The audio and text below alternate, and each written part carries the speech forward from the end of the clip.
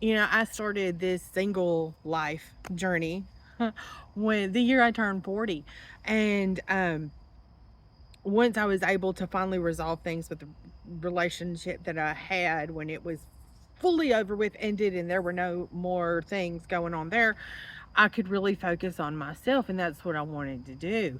I had tried dating and all that shit and didn't work out. Like, it was like, what happened? There's some toxic waste in the pond, y'all.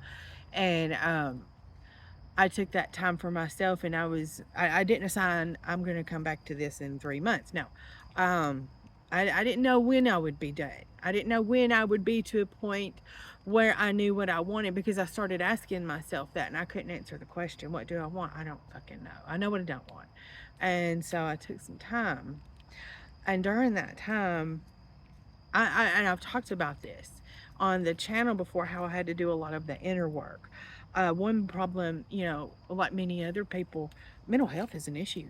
Um, you know, I found myself in a place where I couldn't medicate away my feelings anymore. I had to fucking deal with them. And I had to look at myself in a way I've never looked at myself before. I had to step outside my ego and look back at who I am, what I do, my motives, my actions, my part in the most horrendous situations. And I had to face some hard truths. And that wasn't easy. And it was not done in a day. Don't think you're going to get this done in 10 minutes, because you're not. You might get one in 10 minutes, but that's the surface. You got to go deep. You got to go down to your core. You've got to take a hard look at all of the big events that stand out and examine your own role. And yes, things do happen that are beyond our control. And you have to look at that too. Because one of my hard truths was admitting I didn't control everything. Some things were outside of my control, outside my reach. I had to admit that to myself, because since I was a child, I'd had this ongoing problem. I blamed myself for everything. I'm a Leo. Let's use that for an excuse real quick before I bust it all to pieces. I'm a Leo, and the world revolves around me. That's how I spent a lot of my life, and that included the bad things. Like, several years ago, my uncle was diagnosed with glaucoma, I think. Yeah, glaucoma. And he had a stomach problem too. I don't remember what it was, but my aunt mentioned it to me, and what she was trying to tell me is they ain't got time for my shit. They've got their own problems to worry about. But what I heard is that it was my fault he was sick. And it was my fault that they were having a hard time. Now, I did contribute to some stress. I ain't gonna lie about that, but it's not my fault he was sick. And for years and years, I blamed myself for it. So I had to face the truth that it wasn't my fault. I didn't have a damn thing to do with his health and glaucoma or any other illness other than maybe a cold. But in doing that small thing, that acceptance of that one ridiculous situation that I'd put myself in, it unlocked others for me that I could look at and say, is this even something I could control? And if the answer was no, my next step was to accept that there was things I can't control. I can't control other people. I can control my role in a situation. I can control my reaction, but I cannot control other people. I cannot blame myself for things other people do to themselves or anyone else. And I had to absolve myself of guilt. That was so hard, because as I've discussed before, I still struggle with guilt from my son's death on many levels. And every day I have to remind myself that that was his choice, that was his decision, and nothing I could have done at that point would have changed it. What's done previously is done. I had to stop blaming myself for everything that happened And I had to forgive myself for the things that I did do. I have to forgive myself every day. I didn't raise my children. I was not a good mother. There's another one of my hard truths.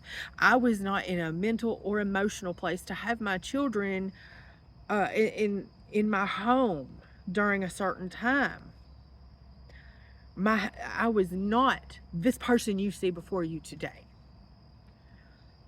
And I would not have been a safe space for them.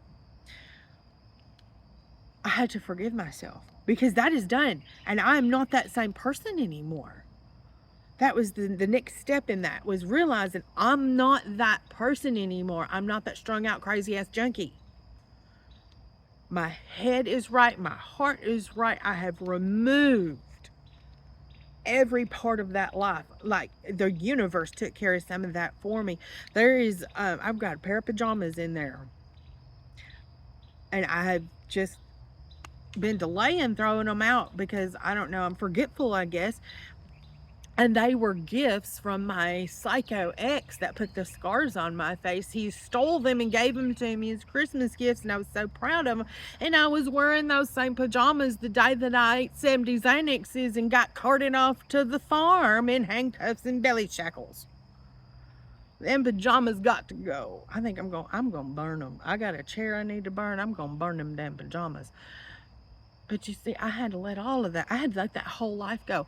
And I've moved and left things, places, and I'm convinced it is the universe removing that, everything from that life, from me right now. Because it's not me anymore. And I don't need it hanging around, trying to push me back into that same place. I had to do these things to become this person.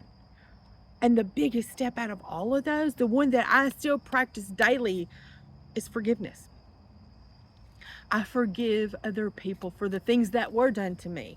I've not yet been able to forgive my psycho ex that scarred my face, but I'm not done yet.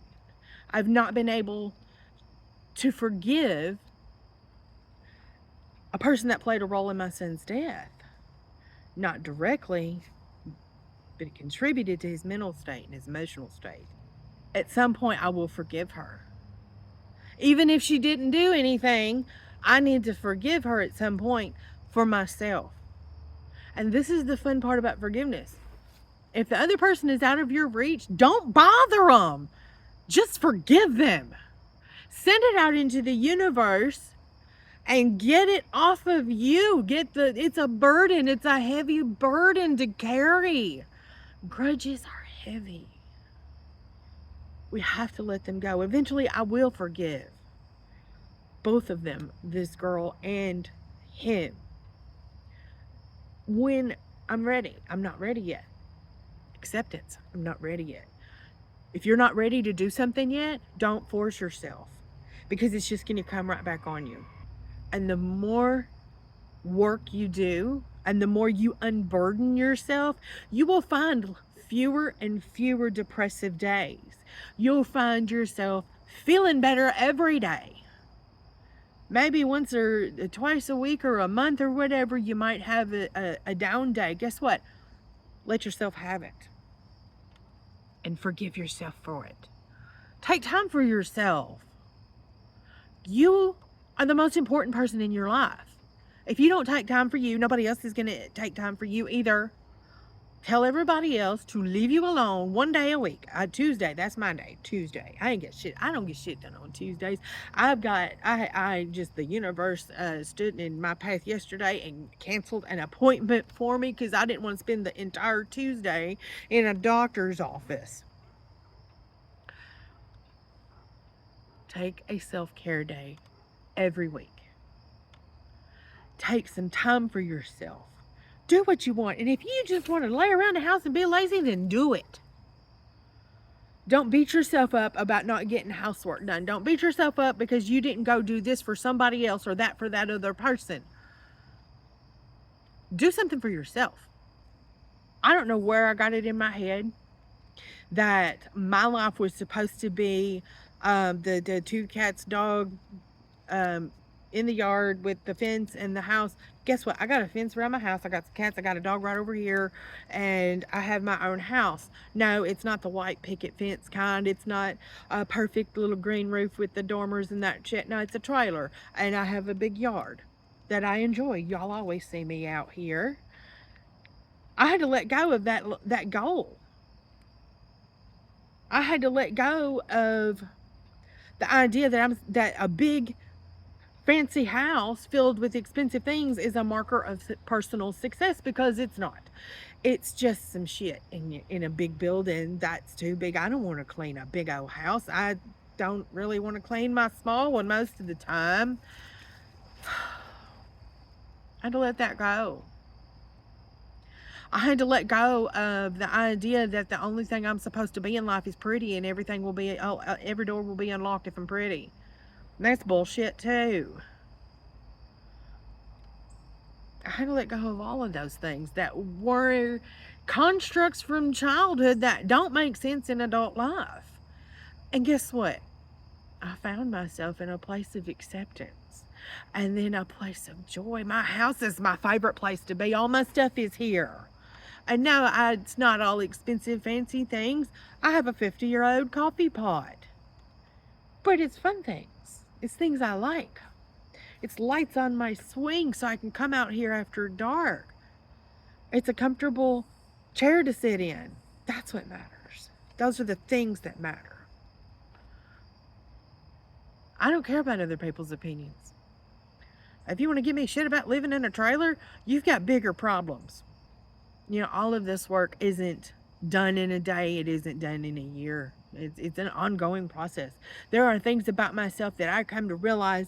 And the other night I was walking into my bathroom, and I was just like an aha moment right there in the doorway. When I flipped on the light literally came on in my head, and I realized something about myself. I was like, oh shit, look at there. And I was able to let that go. It was one of those ridiculous, I don't even remember what it was. It was like one of those ridiculous childhood notions of what adult life is supposed to be. And it turned out to be a fantasy. And I'm okay with that. I'm okay. I'll let that go that fast. Just let it right go. I realized what it was, and it was gone.